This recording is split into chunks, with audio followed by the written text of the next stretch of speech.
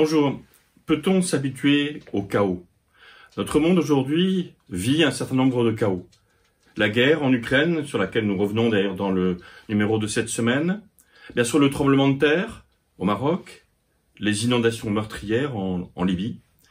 Mais si on y regarde un peu de plus près, eh bien ces trois catastrophes, ces trois chaos, sont de nature finalement assez différente. La guerre, c'est la responsabilité humaine seulement. C'est la folie d'un homme, Poutine, c'est l'agression d'un peuple, les Ukrainiens. Bref, c'est une responsabilité humaine qui a malheureusement toujours existé, qui probablement existera toujours. C'est le mal absolu, c'est le péché. En Libye, eh bien, c'est une responsabilité humaine partielle, puisque c'est à cause du réchauffement climatique, et notamment du réchauffement de la Méditerranée, eh bien, qu'on a d'ailleurs même inventé ce mot de Medicane, Méditerranée Hurricane, pour dire ce phénomène nouveau qui apparaît en Méditerranée et qui devient effectivement meurtrier. Quant au tremblement de terre au Maroc, c'est simplement la nature, qui n'est ni bonne ni mauvaise, mais qui évolue en recréant du chaos. Mais si on ajoute tous ces chaos que nous vivons aujourd'hui presque de manière simultanée, au chaos que nous pouvons traverser dans notre propre existence personnelle, eh bien, est-ce qu'on peut s'habituer? Est-ce qu'on peut devenir fataliste et se dire, après tout, c'est comme ça?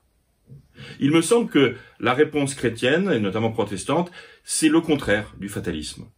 C'est une volonté de ne jamais renoncer, de ne jamais baisser les bras, de se dire qu'au-delà des chaos qui peuvent revenir et qui reviennent effectivement, il y a des possibilités de recréation, de reconstruction. Aujourd'hui au Maroc, on le voit, un formidable élan de solidarité au sein de ce peuple marocain qui ne s'est jamais senti aussi uni. Un seul peuple pour une seule cause. En Libye aussi, on voit des réactions très fortes. Alors évidemment, la guerre qui perdure en Ukraine et sur laquelle nous revenons, eh bien cela reste effectivement de notre responsabilité, peut-être collective, mondiale. Mais je crois aussi que nos représentations spirituelles, même nos représentations de Dieu sont importantes.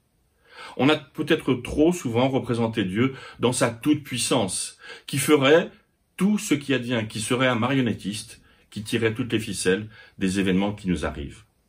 Eh bien, peut-être nous faut-il réviser nos propres visions de Dieu pour avoir une vision qui soit plus tournée vers la reconstruction. Notre monde a fondamentalement besoin, dans sa diversité, de se sentir fort et uni. Il faut que la solidarité internationale, que la responsabilité internationale soit entendue.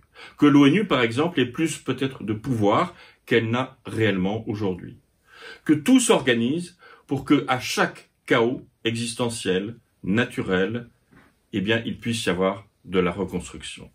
C'est cela, c'est l'affirmation d'un courage. C'est l'affirmation d'un courage d'être, disait Paul Tillich. C'est l'affirmation d'une volonté de création permanente.